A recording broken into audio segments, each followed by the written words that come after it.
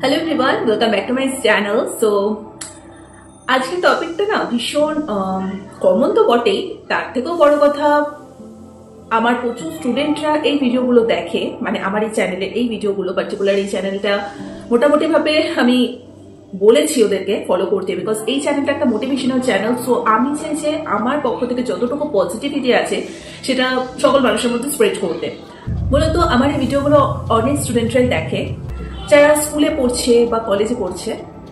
তাদের মধ্যে অনেকেরই কোয়েশ্চেন থাকে যে দিদি, কেরিয়ার আর প্রেম দুটোকে একসাথে কি করে ব্যালেন্স করবো, তোমার এক্সপিরিয়েন্স থেকে কিছু শেয়ার করো, সেটাই তাদের দাবি। তো আমি ভাবলাম যে ঠিক আছে, তাহলে আমি আমার মতো করে আমার এক্সপিরিয়েন্স থেকে কিছুটা শেয়ার করছি ভীষণ সহজভাবে তোমাদের সাথে। আই থিঙ্ক আমার এই টপিকটার উপর ভিডিওটা তোমাদের অনেকটাই হেল্প করবে। আর অবভিয়াসলি আরেকটা কথা বারবারই তোমাদেরকে সবকটা ভিডিওতে বলে থাকি যে আমার ভিডিওগুলো ভালো লেগে থাকলে লাইক, কমেন্ট, শেয়ার, সাবস্ক্রাইব তো ডেফিনেটলি করবে। তার সাথে চ্যানেলটাকে বেশি করে সাবস্ক্রাইব করো, বেশি মানুষের মধ্যে স্প্রেড করো, এবং তোমাদের যদি কোনো রিকমেন্ড থাকে সেগুলো আমাকে কিন্তু কমেন্ট বক্সে কমেন্ট করতে পারো। সেগুলো মানে ওপর বেস করে আমি একটা করে ভিডিও বানিয়ে দেবো। যেরকম আমার বেশ কিছু স্টুডেন্টসের কমেন্ট নিয়েই আজকে এই ভিডিওটা পার্টিকুলারলি করা। সো আমার এই চ্যানেলে যারা মিনিমাম এই কলেজ গোয়িং বা স্কুল গোয়িং যারা রয়েছে তাদের অনেকটা হেল্প হয়ে যাবে। তো চলো আজকে আর বেশি বকবক না করে ভিডিওটাকে স্টার্ট করা যাক। সবার ফার্স্টেই বলবো, আমার এক্সপিরিয়েন্স থেকে যেহেতু তোমরা শেয়ার করতে বলেছো, সো একটা কথাই বলবো যে প্রেম বা ভালোবাসা এটা না ভীষণ সুন্দর একটা অনুভূতি।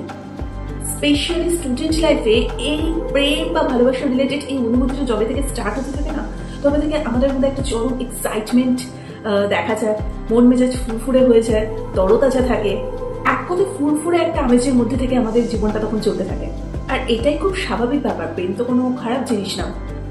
এটা আমরা সবাই কিন্তু এই স্টেজটা পার করেছি সবাই কম। আর ওই সময় বিগেস্ট একটা প্রবলেম থাকে এই টিনেজার এই টাইমটাতে, আমাদের সবটা জুড়েই শুধু সেই মানুষটাই থাকে। উঠতে বসতে খেতে শুতে শুধু তার কথা মনে পড়ে, তার সাথে কথা বলা, তাকে পুরো টাইমটা দেওয়া, দেখা করা, সবটা মিলিয়ে শুধু সে থাকে। পড়াশোনা তো একেবারেই মন বসে না, পড়াশোনা তো অনেকেরই একেবারেই গোল্লায় চলে যায়, যেটা সত্যি কথা বলতে আমার ক্ষেত্রে হয়নি। আমি দুটোকে ভীষণ ব্যালেন্স করেছি টাচউড, এবং সেটা সবাই জানে। আমি কখনোই রিলেশনের সাথে কখনো আমি কেরিয়ারটাকে কখনো গুলিয়ে ফেলিনি, বিকজ আমার কেরিয়ারটা আমার লাইফে ভীষণ ইম্পর্টেন্ট একটা পার্ট, আর সেটাই সকলের হওয়া উচিত। সেই টিপসটাই তোমাদেরকে দেবো। সো ব্যালেন্স করো, ব্যালেন্স না করতে পারলে সবটাই জিরো। সো এটাই মানে কমন প্রবলেম হয়ে গেছে যে সে সময় পড়াশোনাতে একদমই মন বসে না। তাই বলবো দুটোর মধ্যে ব্যালেন্স করাটা ভীষণ দরকার।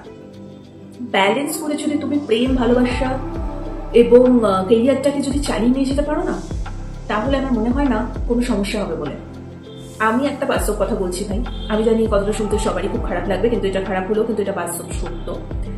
90% প্রথম প্রেম কিন্তু টেকে না, এটা একদম বাস্তব কথা। বাকি যে 10% টিকে যায় তারা খুবই লাকি, বাট এটা কিন্তু সবার ক্ষেত্রে হয়ে থাকে যে 90% প্রথম প্রেম কখনো টেকে না, বা প্রথম ভালোবাসা কখনো টেকে না। তো আমি জানি এই কথাটা শুনতে খুব খারাপ লাগছে, তোমরা যারা শুরুতে এখন প্রেম ভালোবাসার মধ্যে রয়েছো, ঠিক আছে, তোমরা তোমাদের পজিটিভিটির দিক থেকে সবটা তোমরা তোমাদের দিক থেকে 100% দিয়ে যাও, বাট পড়াশোনাটাকে অবভিয়াসলি মানে ওটাকে বাদ দিয়ে না কখনো। ঠিক আছে, তুমি তোমার মতো করে রিলেশনশিপটাকে এগিয়ে নিয়ে যাও, তারপরে তো সবটাই ভগবান, এবং যেটা হওয়ার সেটা হবে। একটা কথাই বলবো, যদি পড়াশোনা বাদ দিয়ে, নিজের কেরিয়ার বাদ দিয়ে শুধু প্রেমের জোয়ারে ভাসতে থাকো, তাহলে কিন্তু তোমার লাইফ পুরো হেল হয়ে যাবে একটা টাইমে। একটা বয়সের পর এসে না, তখন তুমি নিজেই রিয়েলাইজ করবে, নিজের হাত কামড়াবে যে সেই গোল্ডেন পিরিয়ডটা কেন মিস করলাম, কেন আমি ঠিক করে পড়াশোনা করলাম না, কেন নিজের কেরিয়ারটাকে আজকে এই জায়গায় নিয়ে এসে দাঁড় করালাম না, কেন শুধুমাত্র প্রেমের দিকে গিয়ে নিজের জীবনটাকে হেল করলাম। সব ধ্যান জ্ঞান যদি প্রেমে তুমি ঢেলে দাও, নিজের কেরিয়ারের দিকে যদি একেবারে ফোকাস একদম বাদ দিয়ে দাও, আর কোনো ক্রমে ধরো যদি সেই প্রেম বা ভালোবাসাটা তোমার কেটে গেল, ব্যাস, তাহলে তোমার লাইফ থেকে দুপুরই গেল, তোমার বয়সটাও বেড়ে গেল, তোমার সেই গোল্ডেন টাইমটাও চলে গেল, সেটা তো আর ফিরে আসবে না তোমার জীবনে। তার সাথে তোমার সেই প্রেমটাও টিকলো না, তাহলে সব থেকে তো চলে গেল।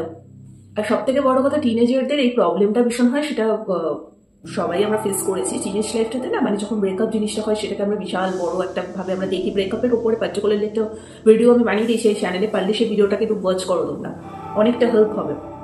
সো আজ এই বয়সে এসে, এই স্টেজে এসে না, বাস্তবটাকে প্রচন্ড মানতে শিখেছি। ওই বাচ্চার সময় তো সেই সব অত কিছু মাথায় থাকে না, তখন অনেক অত গাইড করারও আমাদের কেউ ছিল না। বাট এখন ইউটিউবে এরকম অনেক মোটিভেশনাল ভিডিও তোমরা দেখতে পাবে, এবং নিজের লাইফের সাথে এক্সপিরিয়েন্স করতে করতে না অনেক কিছু তোমরা মানে ম্যাচিওর থাকো।